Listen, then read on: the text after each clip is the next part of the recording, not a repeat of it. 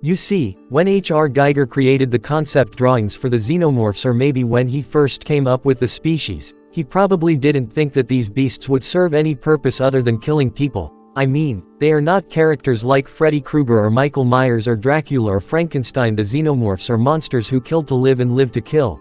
You could not possibly come across deleted scenes showing them ordering pizza or pick up a football. And despite their extensive presence throughout the franchise, these creatures remain shrouded in mystery with many unanswered questions. Many fans believe that these secrets and questions should be left alone.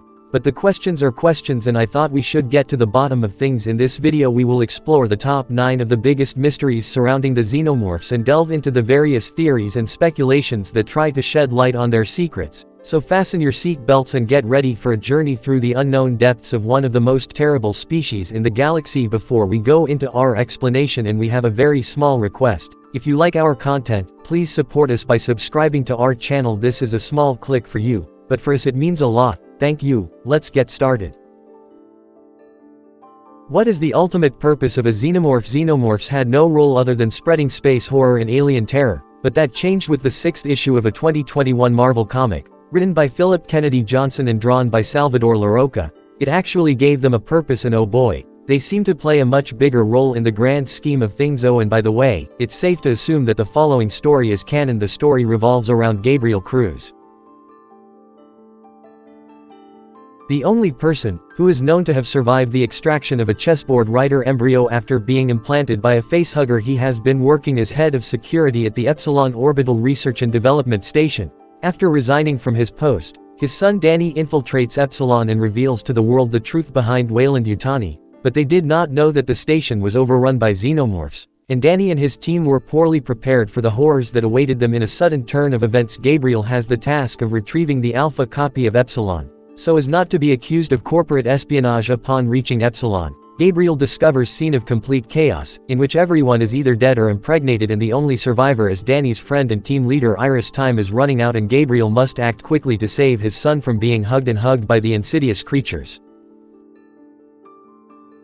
Gabriel Cruz unloads his emotional baggage in front of his poor son, revealing shocking insights into the xenomorphs. We learned that facehuggers not only implant embryos into their hosts when they are attached to a host, but connect with the swarm spirit of the xenomorphs, and in Gabriel's unconscious state, witness the frightening scale of this swarm spirit when he sees the xenomorphs who defeated his team, as well as those millions of kilometers away, including the creators of the xenomorphs. But that's not all. In a breathtaking revelation, Gabriel describes the encounter with a humanoid xenomorph, whom he refers to as the woman in the dark. It's a tidal wave of living nightmares covering the universe, folks, and this new information is opening up a whole new world of possibilities in the science fiction genre. In yet another shocking twist, it turns out that Iris, Danny's girlfriend, was actually a synthetic who had turned against corporate giant Weyland-Yutani to join the resistance against corporations. In her opinion, the chessboard in Danny had the potential to turn the world into a post-organic utopia, or a world without intelligent life forms. She further explained that humans were not the first species to undertake interstellar travel, and that such arrogant species were struck with the purifying fire of the xenomorphs, a race that served as guardians of the cosmic balance and prevented a single species from dominating the universe. The comics have given the xenomorphs a much greater role than just deadly parasitic creatures. They are essentially the cosmic test for advanced civilizations, and while humans should keep a safe distance from them, Weyland-Yutani continues to act ruthlessly. This theme was also studied in 2012, and the comics seem to reinforce this idea. Iris warns that bringing xenomorphs into the fold would ultimately lead to the woman in the dark and her xenomorphs becoming the inevitable end of humanity. It seems that the Marvel comics have elevated the xenomorphs to a higher level than the cosmic force that keeps the universe in balance. The idea that xenomorphs are the informal response of the universe to the study of races is a fascinating concept that contains certain logic. Is a perfect killer. They are the great compensation for the fact that any organic life that stumbles upon them, regardless of their technology or abilities, suffers a brutal doom. It is a frightening thought to think about the idea of achieving your end through these monstrous creatures. While traversing the expanses of space. Number 2. What's wrong with the black goo? What happens when a lake is filled with it? I will approach this question in 3 different ways for easier understanding.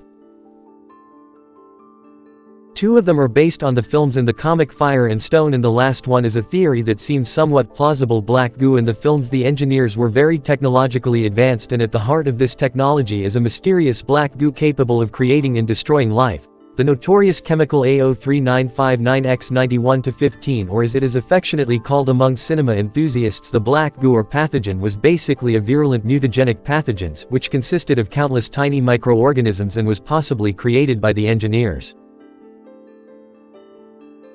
In fact, the film seemed to suggest that the black slime was a living being and needed a host to show its true face, but on the other hand, nothing was confirmed. Designed with a dual purpose, this potent concoction was intended to both create life forms and serve as a biological weapon. So David, who spent a decade studying the pathogen, its main purpose is to rid planets of unwanted non-botanical life forms. Sounds like the perfect weapon for a particularly aggressive gardener, but this pathogen does not distinguish that it is a kind of killing or mutated situation incompatible hosts.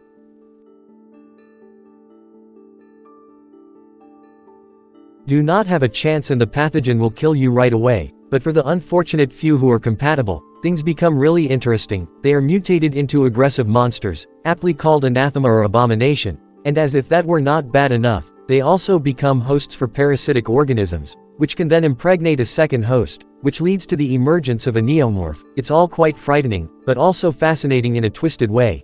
Take the geologist for example, Byfield. He was exposed to the pathogen and mutated beyond recognition, attacking his own crew members with ruthless devotion. Guy was also tough as nails, at least after his infection with the black goo, which suffered several gunshot wounds and even withstood a flamethrower attack. It took a whole transport vehicle to finally bring him down. The pathogen also affected some unsuspecting worms, turning them into hammerheads. They not only developed acidic blood, but also had the regeneration, an ability that is typically found in flatworms on Earth. But these hammerfeet regenerated faster than an average flatworm. They had acidic blood, they had extreme strength. A worm and more. Talk about an evolutionary upgrade. In one of the most shocking scenes of the film, archaeologist Charlie Holloway is infected with the black goo that was the work of David, which led to a bizarre and cruel impregnation of his girlfriend Elizabeth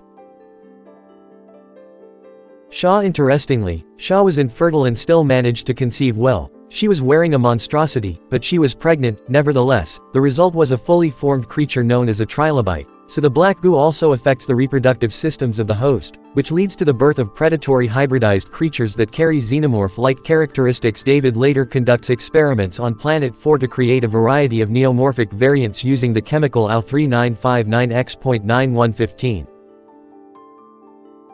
to splice them together and create the impressive xenomorph that can be seen in the film when black goo transformed the biology of an entire planet. One of the most interesting AVP comics that Dark Horse has ever released was the Fire and Stone series, which included several franchises and eras in which the stories took place simultaneously in different locations after the events of Prometheus.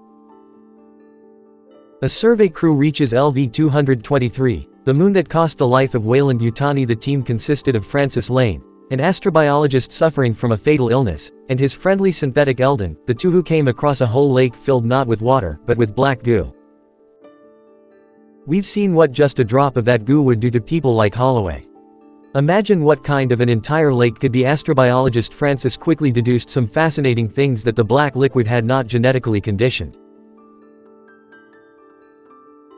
but it had every genetic endowment, something like a pool, all mixed up. While some were unrecognizable, others were terrestrial. Besides, the substance was not inactive like other liquids, but it was aggressive. It swirled. Francis knew that he had made a fascinating discovery, but he was playing with toys that he did not quite understand. In reality, an engineering ship had spilled the black goo on the moon after it crashed there, and while the moon was supposed to be infertile, he went through millions of years of evolution over a period of several decades. Francis wanted to use the liquid for its regeneration growth qualities, which he believed went far beyond stem cell breeding, because Francis believed that the increased aggression and terrible growth could be tamed if they were passed through something like a synthetic product. He planned to inject the liquid into Ildon, hoping that this would enhance the healing and beneficial aspects that could grow limbs and cure cancer. Ildon was clearly scared, but Francis told him that he would inject only one drop and nothing more. Obvious, of which he was a piece of lies, because he emptied the entire syringe into Ildon. which leads to an immediate and violent mutation in Eldon's veins black, and soon the black goo reaches his brain. Later he developed a throat in his and even infected a predator that made him a mutant predator. When the belly mob bit the predator's hand in Fire Iron Stone Omega, we learned that the liquid had changed the topography of the moon and brought the whole place to life.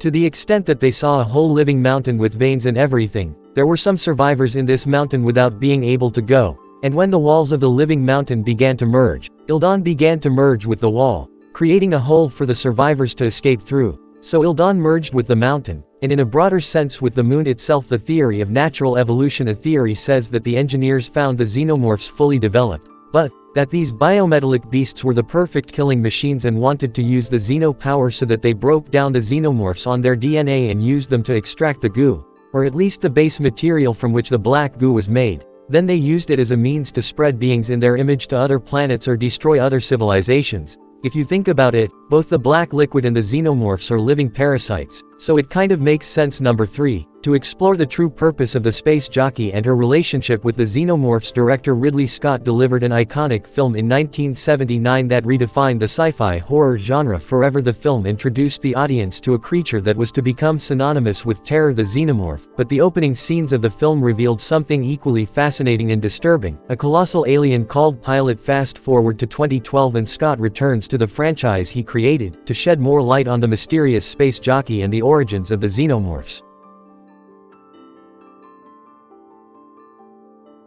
Prometheus and its sequel Alien Covenant explore the universe in more detail and shed light on the pilots, now known as space jockey or engineers, weaving a complex web of mythology that deepens the already rich lore of the story. In the original Alien, the Nostromo crew stumbles upon the pilot while investigating a distress signal on LV-426. The appearance of this strange guy is impressive, with a trunk resembling an elephant and a chest cavity, which seemed to be ripped open from the inside. In addition, the crew discovers a chamber filled with egg-like cocoons, one of which hatches and unleashes the facehugger on the unfortunate crew member Kane, which was designed by the artist HR Geiger and brought to life by Ron Cobb. The imposing presence and mysterious backstory of the pilot stunned many. Cobb even provided an extended backstory for the creature, revealing that she was part of a race of explorers, or maybe even archaeologists, who first came into contact with the xenomorphs before they were wiped out by these biometallic monsters in a natural way.